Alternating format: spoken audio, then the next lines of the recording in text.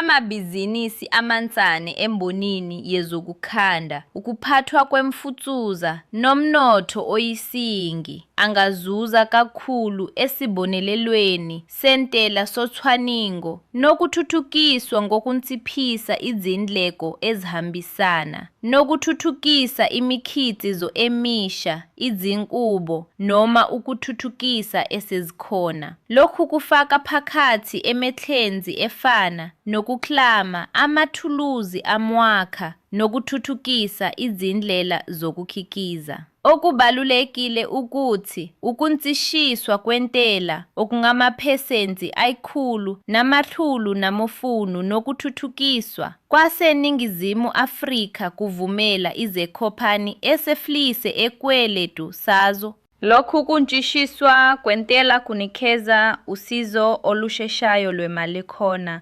kuvumela amabhizinisi asakala ukuthi aphinde achale kukambeni izinto ezintsha, akashe abasebenzi abengeziwe futhi asheshise ukukhula nangaphambi kokuba enze inzuzo. Ukuze uthole olwezi olwengeziwe, thintana nomeleli wangakini wakwaSwanson Reed.